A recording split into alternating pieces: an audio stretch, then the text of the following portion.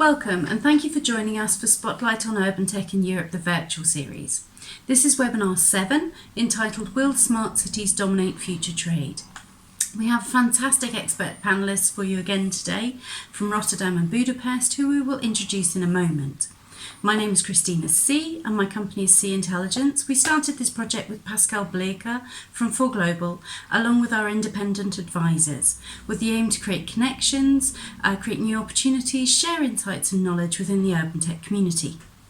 The project includes a series of webinars which are produced on a monthly basis and followed up with an expert insights document to go into more detail after the event.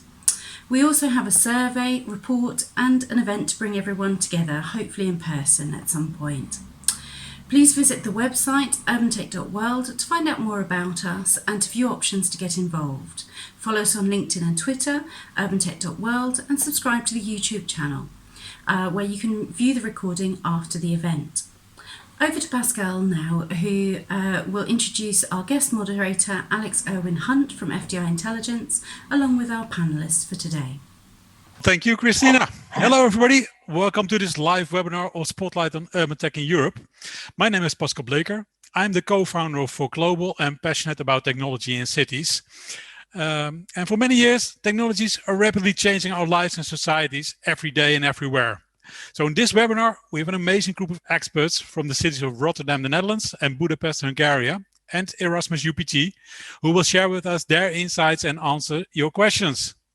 We know the positive effects of smart cities on the environment and livability within cities, but do smart cities also drive economic development with GDP growth? Well, today's webinar will show if smart cities will dominate future trade. The effects of COVID-19 will also be briefly covered. And asking questions during a live event is beneficial for everyone involved. And we do already have received a few questions for our panel, but more questions are welcome. If you have a question for our panel, please share with me via the chat functionality as we end the webinar with a Q&A. This webinar will take in total 45 minutes and will be moderated by Alex Irwin-Hunt.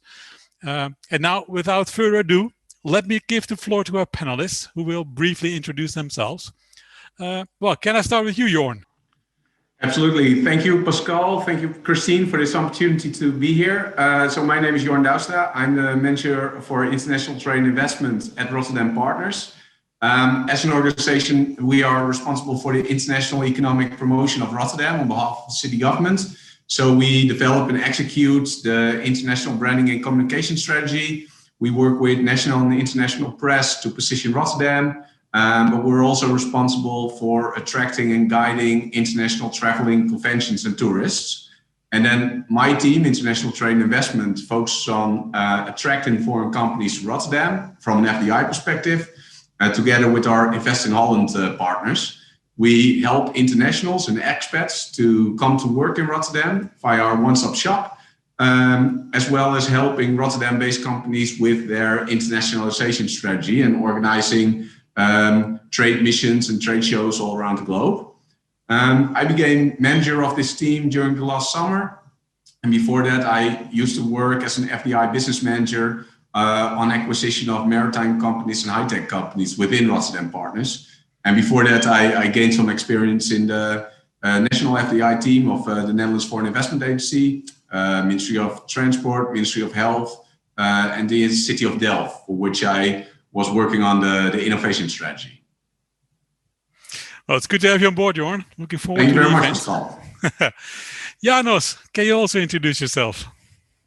Thank you very much. Hello, Christina. Hello, Pascal. Thank you for having me. It's a great honor to be here. My name is János Kele, and I am kind of a newly appointed general director of the so-called Budapest Foundation for Enterprise Promotion. This is an institution founded by the municipality of Budapest, and we are responsible for elaborating the development policy, which was designed for SMEs by the city itself.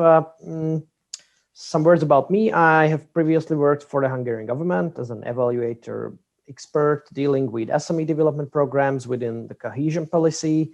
Last year, I was a member of the staff responsible for supporting Hungary's negotiation, MFF negotiation in the European Council, with calculating the country's allocation from the structural funds. I recently joined to the Budapest Foundation for Enterprise Promotion, as I've said before, and now we are working on the implementation phase or implementation methods of the municipality's smart city strategy. Well, thank you, János. Great for the introduction. Good to have you on board as well. So we have representatives from both Rotterdam and Budapest, but we also have our academic wisdom on board, and that's being presented by Bart. Bart, could you introduce yourself? Yes, thank you very much. It's a pleasure to be part of this webinar. My name is Bart Kuipers.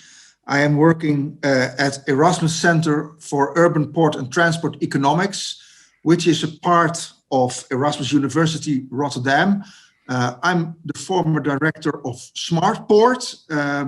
Rotterdam is a small city with a big port. Port-city relationships is one of my areas of interest. Next to that, I did quite a lot of research into the container business, into global trade research and the chemical industry. And I really have an overview and helicopter view on trade and port business. Thank you. Well, thank you, Bart. Now, I know this will be a great event. It will be moderated by Alex Irwin-Hunt from the UK. I forgot to mention, but Brexit will also be a topic during the event, because it's not only COVID which is driving our societies these days, but also Brexit has been part of it. Yeah, without no further ado, Alex, can you take the floor and guide us through this event? Well, thank you very much, Pascal and Christina, for the initial introduction, and great to hear the fantastic expertise we have from both Rotterdam, Budapest and Erasmus University. Now, as mentioned at the start, I'm the Global Markets Editor of FDI Intelligence, which is a specialist unit of the FT focused on foreign direct investment and economic development. But of course, in this panel, we will be discussing whether smart cities will dominate future trade. Now, as we've done in previous webinars, I think it's great to set the scene in the current moment and take stock of some of the effects of the pandemic on the cities that will be featuring in this event. So to start things off, it would be great, Jorn, if you could just give us an overview of how's the pandemic affected things in the city of Rotterdam? Well, thanks a lot, Alex. I see for Rotterdam, the economy as a whole mimics a lot of what we see elsewhere around Europe, of course. So especially consumer-related industries are hit very hard, whereas more B2B approach sectors have a less difficult time. Although, of course, most companies and most sectors are feeling severe negative effects. But in the terms of the work that we do at Rotterdam Partners, we see these topics very, very differently reflected. So my team, of course, is grounded, such as basically everybody. I haven't been on a plane since March last year, when I flew back from Liverpool, fortunately.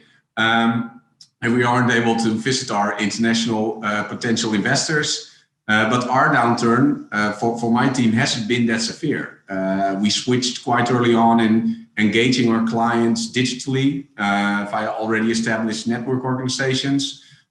We organized, and we're still organizing, virtual site visits, virtual fact-finding trips, trade missions, one-on-one matchmaking. And we saw a very rapid adaptation of digitalization in this work process. And we also noticed that our downfall in terms of investment projects coming into Rotterdam wasn't that big. So although on a national level we took a hit of about 30%,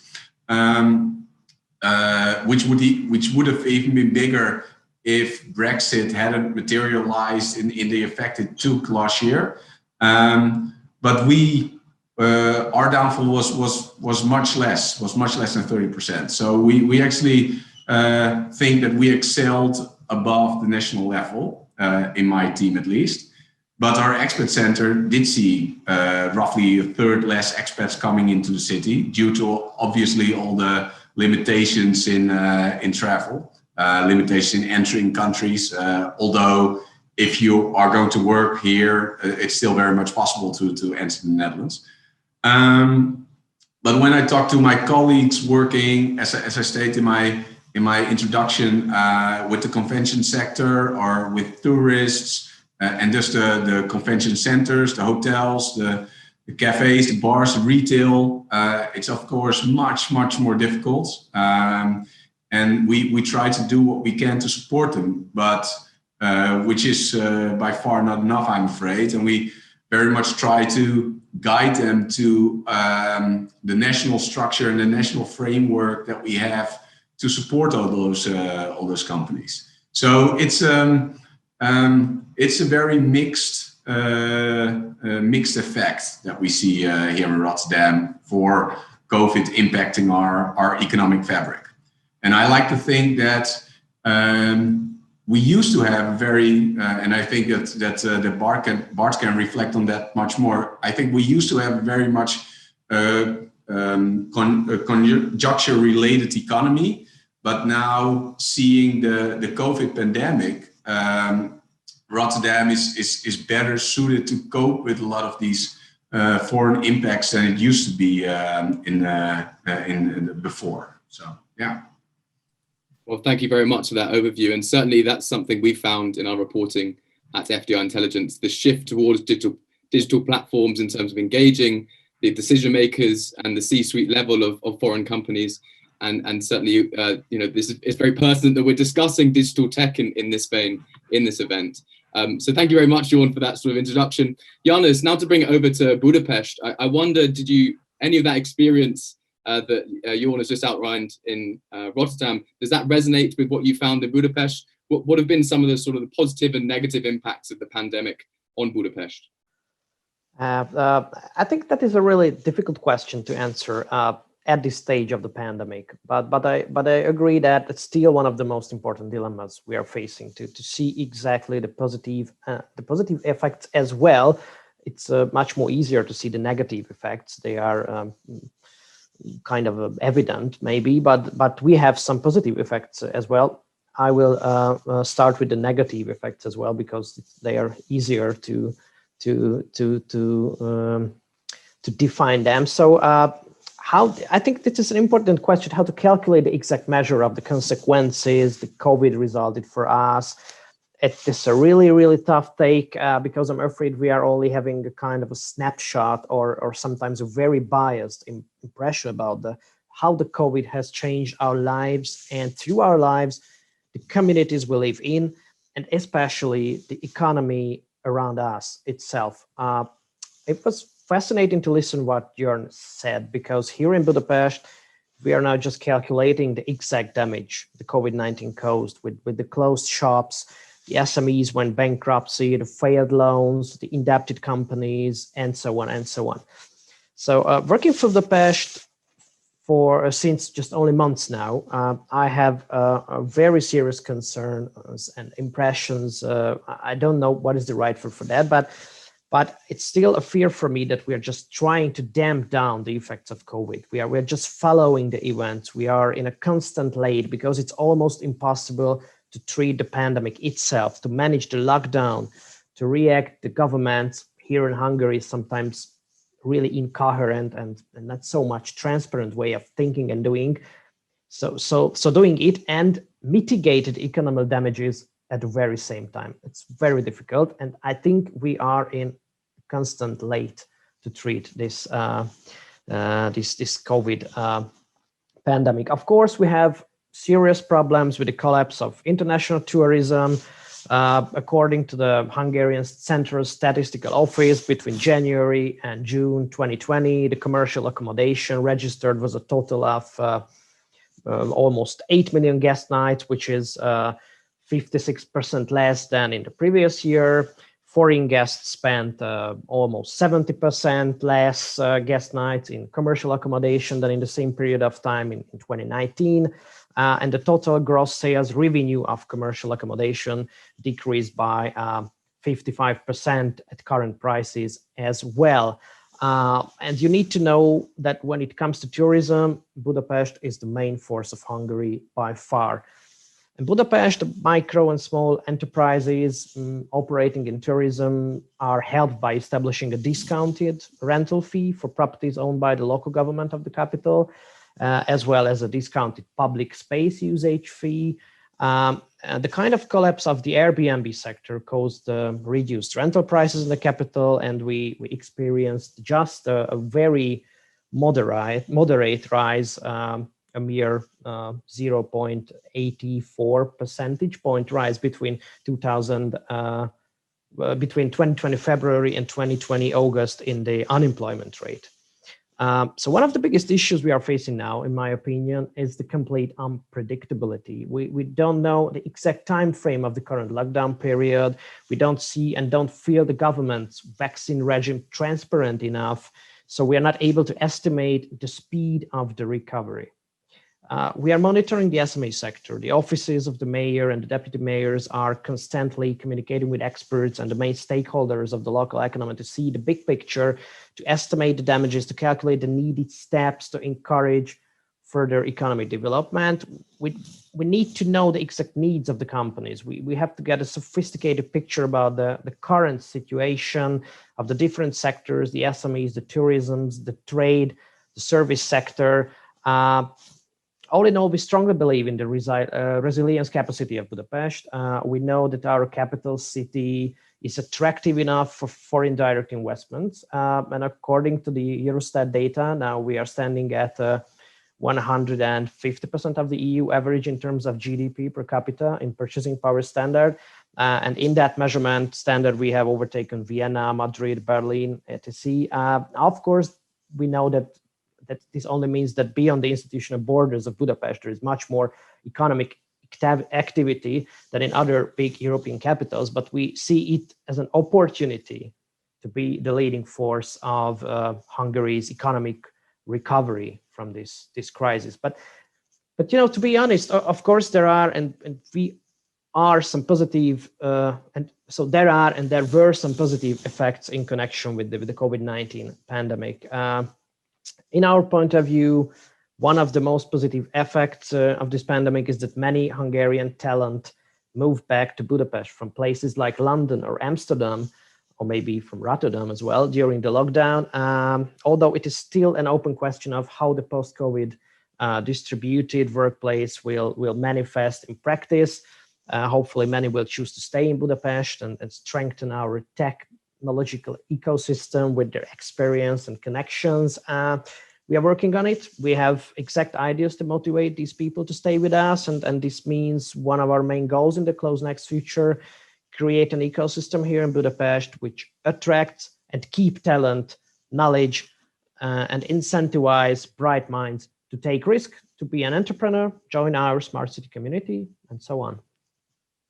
Well, thank you for such a thorough overview and some clearly echoing some of the points made by Jorn in Rotterdam. And it's interesting to see how talent will perhaps shift as a result of the pandemic. And there's also broader questions about where do you locate offices? Where can workforces be located now that we're in a more remote environment? So thank you both Jorn and János for giving us a fantastic overview from the two cities we're featuring today. But now, of course, cities are now certainly feeling the pressure to upgrade in order to enhance the quality of life, in particular for its residents. And within that, that's becoming more sustainable and creating more economic value. And of course, the pandemic itself and sort of mounting sustainability commitments embodied by the EU Green New Deal are really continuing sort of urban growth and making a new case for investment. So Bart, I'm keen to bring you in as an expert in economic impact scenarios in this regard. I wonder if you could share with us, what's the current impact of the pandemic and the buzzword mentioned at the start, Brexit's impact on cities' economic development plans? I suppose let's start with that, just the current impact of the pandemic and Brexit on cities' economic development plans. Yes, thank you very much for that question. Well, the impact of COVID-19 well, I start my vision with the Port of Rotterdam, was not that big. 7% less cargo in general and only 1% less containerized cargo. What you see is that COVID-19 had some different effects. One of the most important effects was a rise of global e-commerce. So that quite a lot of the containers that entered Rotterdam were e-commerce driven. And within the Netherlands, the amount of containers shipped increased during the pandemic. But this figure hides that there is quite some dynamism, quite some highs and lows in the last year. And this had very strong repercussions on supply chains. And what was a big answer to manage those all those big differences in flows was that you really needed your IT information systems in place. It was very important that the port community system and the information systems surrounding trade would give you a good idea where your cargo was. Was it still in China during the lockdown? Was it already in seaports? What is happening? And that meant that, for instance, port community systems, which are located in the city center, became much more important than before. And that's the same with respect to Brexit, that if you were prepared to be part of a port community system, and if you had your digital systems in order, then Brexit was not a very big problem. And these port community systems are part of a larger initiative in the port of Rotterdam and in the city of Rotterdam to create a port innovation ecosystem in which there are quite some important initiatives in the city of Rotterdam in newly created innovation districts, which are focusing on high-tech production, additive manufacturing, but also on all kinds of new IT platforms, IT services, with, I can say, the port of Rotterdam as the innovation orchestrator of this ecosystem, together with the municipality of Rotterdam. So the city and the newly created employment and the new initiatives based on innovation in this ecosystem, based on all kinds of new trade facilitating platforms within the larger port community system, they were very important in handling all the disruptions in the supply chain related to COVID-19 and Brexit.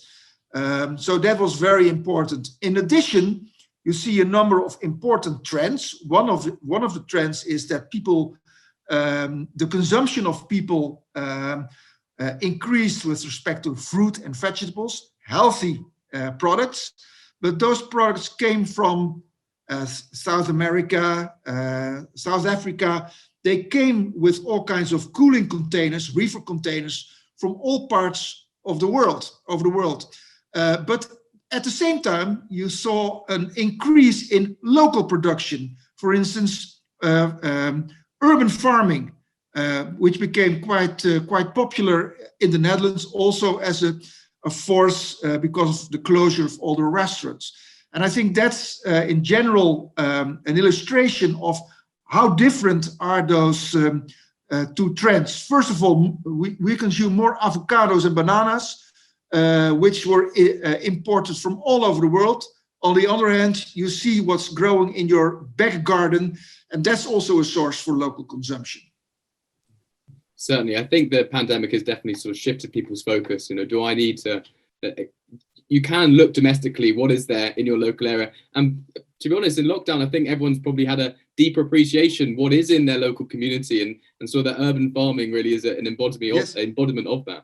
But yeah, thank you very much for sort of discussing the challenges, Bart, and sort of the impact. But I wonder if you had any take on how cities can perhaps tackle some of these challenges caused by the pandemic and disruptions such as Brexit, but particularly within the sort of the trade lens. Well, the facilitation of trade is I think, mainly the bottleneck is that it's within these pandemics, it's not very certain where your cargo is. So I think the main facilitation is by all those new opportunities information technology is serving. So you have artificial intelligence, which there are some quite impressive examples to know when your cargo is arriving. You have all kinds of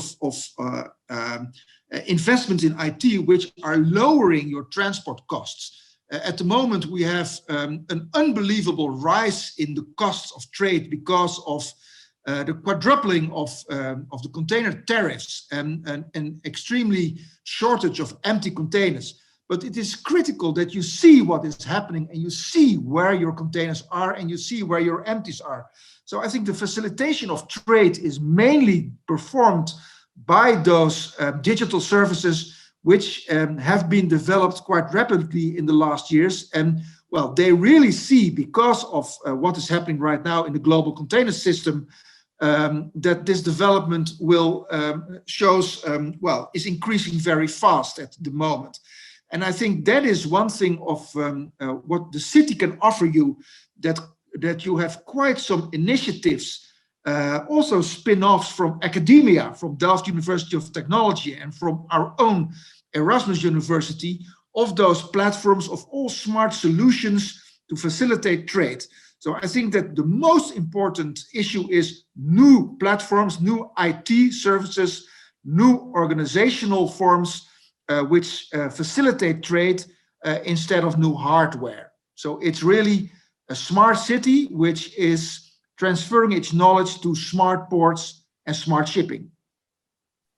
Absolutely, and certainly, I mean, digital the development of the local digital tech sector creates additional jobs as well. You know, if you can't, as Jorn said at the start of this conversation, as well as János, in terms of the difficulty of attracting foreign companies and visitors from outside, then you can domestically build capacity, you can create new jobs and opportunities and empower citizens through some of these digital tech and innovative I agree. initiatives. Yes, I want to add to that an important strategic objective of the Port of Rotterdam and the City of Rotterdam is that Rotterdam develops itself, is becoming Europe's maritime capital. And this European maritime capital, well, one of the strong pillars is advanced services, advanced IT infrastructure.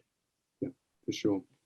Now, to look back at some of the previous Urban Tech World events we've held, it's been stated that the successful implementation of smart city initiatives results in many economic benefits. And you know, some of the drivers are some of the technologies that Bart has just mentioned, you know, automation, IoT sensors, connectivity, the list goes on, and not to mention sustainability in that sort of area. I wonder, Jorn, if you can share with us what have been some of the key challenges addressed by Rotterdam specifically to create more trade, and perhaps there was some digital technology used as to try and facilitate more trade. Yeah, well, thanks a lot, Alex. I think Bart already mentioned a lot of good initiatives that both the City of Rotterdam and the Port of Rotterdam jointly or both implemented in addressing these challenges and creating more trade. But what I want to add is what I really think is important is that the City of Rotterdam has a strategy where we want to be in the forefront of becoming a smart city. We have defined something that we like to call our roadmap next economy, which is basically our holy book or Bible in guiding us how we envision ourselves in the future.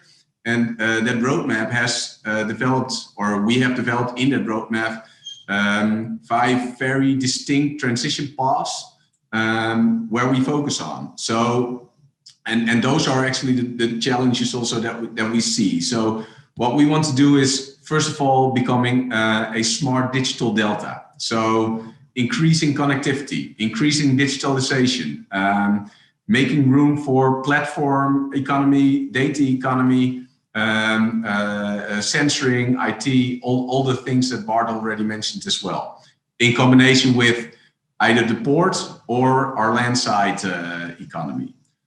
Second is our smart digital delta, or smart energy delta, sorry, where we create basically the infrastructure for renewable energies. And Rotterdam is still the biggest petrochemical cluster of Europe, where 25% of all the petrochemicals in Europe are produced here. But what we want to do is make the transition, first of all, into the hydrogen economy as a transition path, but then also onto a much more renewable economy based on wind, solar, and other energy forms of energy that we can collect here, but also store here.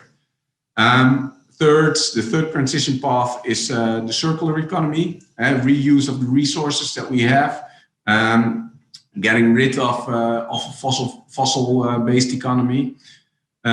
Fourth is next education, changing the way people engage with the labor market, training them, adjust the competences to a more to the changing needs of the new labor market. And fifth, and I think that's also one of the most important ones, is what we call next society. Making sure that everybody in our Rotterdam community is taking along this transition, is becoming more digital, is also helping them into becoming an inclusive society. Not a society where we have very big differences, but a society where everybody can participate if they want and need.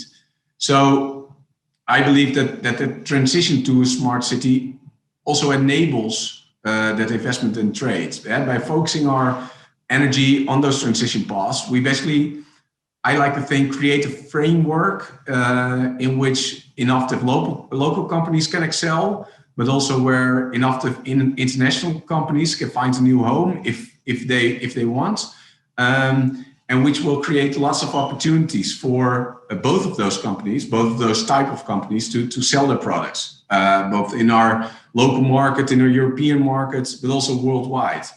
And we, like I said, I think we create that framework, and we need to address all these challenges at the same time. But it gives ample opportunity for companies to connect to and also trade upon. So if that's what I would like to say.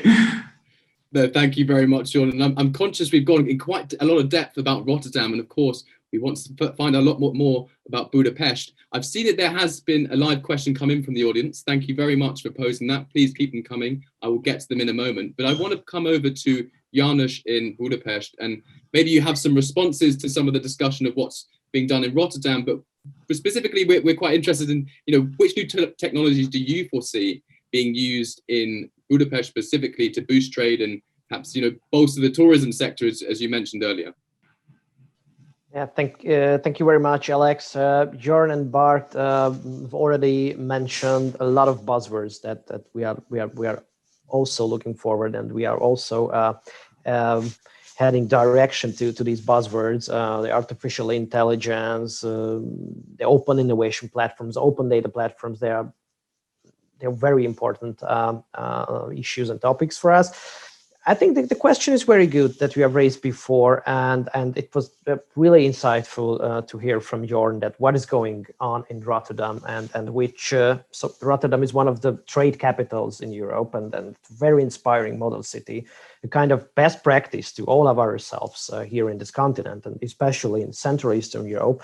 As far as I know, in Budapest, the leaders of the city are thinking about trade in a more abstract way, if I could say a phrase like that. One of the main goals I have heard from the very beginning, I've started to work for the city, is to establish the fundamentals of a more inclusive, a more fair, a smart, a digitalized, and of course a sustainable Budapest city, which can create an environment which is attractive for community-based initiatives, for indirect investment as well, which truly listens to its citizens, treat them like real partners, and communicate with the local civil organizations in connection with all of the city's development projects, investment, constructions, and so on and so on. So in order to support this very core idea of the decision makers, we, as the Budapest Enterprise Agency, a foundation for enterprise promotion, we designed a new strategy for our institution, a brand new mission for ourselves. And from now on, we see ourselves, the Budapest Enterprise Agency, as a so-called bridge between the SME, the smart, the innovation, the green ecosystem of the city, and the municipality, the decision makers. And our goal in the close future is to establish and strengthen the communication between the two sides in an institutionalized, systematic way. And by this, we hope that we can create a predictable network around the main development needs and goals of the city, which can be enhancing trade and enhancing foreign direct investment and so on, especially IT companies, attract AI companies, attract smart companies to the city. That's one of the most important goals. So let me explain what does it mean when it comes to practical things. Now me and my colleagues are about to launch a so-called competition for smart city ideas here in Budapest. With that competition, our goal is to build a database and get acquainted with all the potential innovators, ideas, entrepreneurs focused on smart digital green services, products, solutions, working and developing in Budapest. And if we knew about them, we will be able to create a so-called Smart Budapest community, a kind of an open innovation platform, or say as you want. So make this network living, establish connections between its members, enhancing the common thinking, institutionalizing this bridge between the city leaders, the decision makers, and the innovators. And in this process, we see ourselves, the Budapest Enterprise Agency, is as a kind of a knowledge broker institution, which have contacts in the business ecosystem, in the academic sphere, and the firms responsible for public services and owned by the municipality themselves. So during this competition, Budapest can choose the best, the most innovative, the most matured projects, and sign with them a so-called cooperation agreement, ensure them testing environment, data, support, mentoring, and almost any other type of established cooperation. And that is one thing. And besides that, Budapest is planning to set up a data expert group to unlock the untapped potential of public data for better decisions and services, while the municipality began to employ its first ever service designer for digital development. And the pandemic has been kind of a so-called catalyst for these changes as another positive effect. At the same time, Budapest is also working on opening up the municipality and improve its governance, which has consequences for urban tech initiatives based on the Amsterdam Economic Board. This is our example. So the municipality is setting up a triple helix organization where the local government, companies, knowledge institutions can better work together on urban challenges. For example, the use of open innovation. Thank you so much, János. There's so much detail and exciting things happening in Budapest. And certainly, I think you're very much echoing what Jorn was saying. You know, it's that stakeholder engagement, you know, the quadruple helix, triple helix, as you mentioned. If you're really going to bolster innovation, bring forward more trade and opportunities, whether that's in FDI, whether that's in domestic startup generation, etc., it has to be engaged, and that's where the city can play a key role. Now, I'm keen to get to some of one of the live questions we had in the panel, and thank you very much for posing it. And I suppose I'm going to pose this to Bart, and maybe Jorn and János might have some additional thoughts. So the question came is along the lines of supply chain vulnerability and sourcing, and what specific role does cybersecurity play within this space? And they're referencing an alleged hacking of an electric grid in Mumbai. So I suppose when we're talking about this urban technology and smart cities, what role does cybersecurity play within that? Well, an extremely important role. It's one of the key roles, so to say. Because of the corona crisis, there are all kinds of scenarios in which the next crisis will not be the climate crisis, but maybe a total lockdown, and that we are not able to have these type of meetings. So I think that's a very big priority. In the maritime business, well, you had the very big hack of Maersk APM terminals 2-3 years ago, some smaller hacks last year. I think it's vital for trade. If you do not know in your information system all the information, all the data about a container, well, it's useless. You cannot open all the containers without those information. So trade will come to a total stop if these type of cybersecurity issues are happening. So it's extremely vital and extremely important. Unless Jorn or János had anything to add to that. Jorn, did you want to chime in there? Yes, if I may. One of those experiments that we're also doing in Rotterdam, or basically around the world, is that our Bart will notice the Port of Rotterdam has sent out a sort of a hyper smart container on a vessel around the world to see how can we track that container, how can we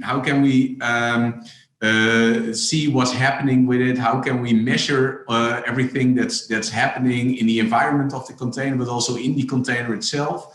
So if we do I'll send the link over to Christine and Pascal to share it with you later. But I think that's a very good example of how we're trying to use it in a modern way. Fantastic. Now, we had a few questions prior to this actual webinar, and I think we've sort of answered some of them in the process. Is the future of trade dependent on being a smart city? I think that all the comments from János, Jorn, and Bart have really, that's a definitive yes to that question. And I suppose we can go into more depth in the follow-up expert insights document. But another interesting question we had prior to the webinar was, what does a city need to maximize the opportunities to promote trade and support businesses already invested? So this is something we have touched on, supporting businesses through the pandemic. I wonder, János, what are you doing to sort of support companies already invested in Budapest? And how perhaps can you maximize those opportunities? Maybe Jorn, you can give some perspective of Rotterdam, and Bart, you can round off. Yes, I'm really not an expert of this area, but I see how my colleagues work on this topic, on this agenda, and I think communication it's vital, it's essential to communicate with them, have an established connection with your enterprises, with these firms are investing here in Budapest. We need to know the exact needs that they have, the exact problems that they have, and how the municipality, how the decision makers, how the city can help them to solve these problems, and then to be better and to stay here and to attract knowledge and attract all the things that needed to be a smart city and be a successful city. I think this is the most important. This is the vital. This is the most essential part of this question. That's really useful, János. I wonder, are you seeing a similar thing in Rotterdam? It's all about communication. Yes, it is. János is completely right. What we've done here in Rotterdam is we set up something that we call as an investor relation program, where we try to visit a lot of the companies that are already set up here and see what their needs are, and indeed address those challenges to either the local government or the national government, and see how we can help them further. So I totally agree with János. Perfect. So I suppose to bring in another question posed by an attendee, just because I feel that the definitive answer is yes, communication and understanding, really those aftercare services you're providing to companies that have made a long-term commitment to set up in your location and locality. But another question coming from the audience, and this chimes very much with what we were discussing on the quadruple helix, even stakeholder engagement.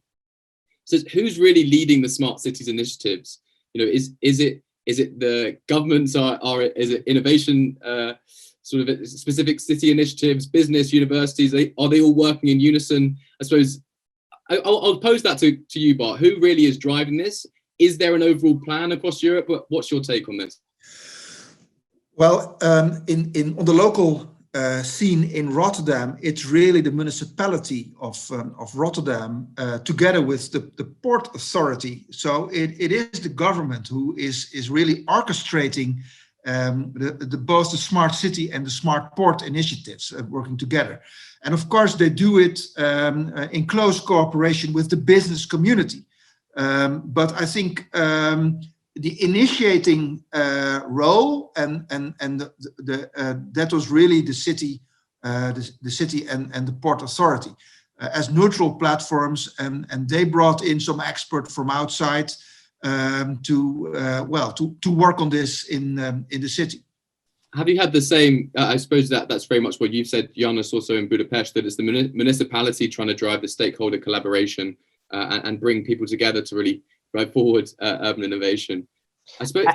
Go ahead. Sorry. Sorry, I think that we have to lead the line in a strong alliance with the government, if it is possible. In Hungary, it's a little bit complicated, but we have to lead the line. But I think the ideal solution is this kind of smart city community be a circular network between the stakeholders. But we have to lead the line in a strategic way, I think. Sure. So it's got to come from the top-down public sector level, but actually it's also engaging all the stakeholders. Now, I realize we're coming short on time, but it's been a fascinating discussion. I'm going to get one more question in, if I may. I see Christina and Pascal are giving me a nod. So one last question we had prior to this this webinar, and it very much trade is about driving GDP growth at the fundamental level. I suppose it's about creating opportunities for businesses. So I wonder if we could have one example from each of our panelists of urban technology implementation and deployment within a city region that's contributed specifically to GDP growth. So Jorn, I'm going to come to you first, and then I'll come to Bart and finish off with János. That's a very good question. I think what we've implemented, and I think Bart touched upon that already, is the port communication and port information system. In Rotterdam, we call it Port Base, but also in combination with a system that's the port call optimization system. The working title used to be Pronto, and I think that really drives GDP growth. So Pronto makes sure that everybody along the whole logistics line knows exactly where what is at what point in time, but also physically in space. So it makes sure that everything's aligned and you don't have any delay or downtimes anymore. So I would go with the Pronto system. Great example. Bart, do you have another example perhaps? Yeah, my example is a bit more general. I think that social innovation, and it's already mentioned by János with respect to inclusiveness, that people are really able to work with all those innovations, that they are schooled, and that innovation success is only for a part produced by technological innovations, but social innovations, new working methods, they are very, very important for really to be able to realize the growth in general. And I can give you a lot of examples like smart containers enabling quite some added value with respect to fruit and vegetables. But I think the working practices that they are communicated and that people are schooled, I think that's really contributing to GDP growth. Fantastic. And János, one very short example, if you can, how digital technology implementation and deployment can drive GDP growth. Okay, very short, because I'm afraid we are a little bit lagged behind Rotterdam in concrete examples. So I really hope that this kind of open innovation platform that I've mentioned before can contribute the GDP growth in some years, or 1 or 2 years maybe. Sure. Well, this is exactly what this whole initiative of Urban Tech World is about, sharing best practices, what examples have worked in certain locations on either side of Europe. I know I'm running slightly over, so I'm going to pass back over to Christine and Pascal, but thank you panelists for all your insights. It's been a fascinating discussion. Thanks again for joining us for this extremely interesting discussion, and thank you to our panel for their insights. Don't forget to visit the website, follow us on LinkedIn and Twitter, and subscribe to the YouTube channel urbantech.world. You can view recordings of the event and expert insights documents free of charge on our website. The Expert Insights document expands on the key takeaways from these webinars, answers additional questions, and offers further insight from our panel and other experts involved in our project. Register for the next webinar, which is 15th of April at 2 p.m. GMT. Get in touch and get involved to get the greatest benefit with bespoke networking opportunities and promotion. We will also be launching our new City Spotlight On series, so look out for more details that will be coming soon. Thank you.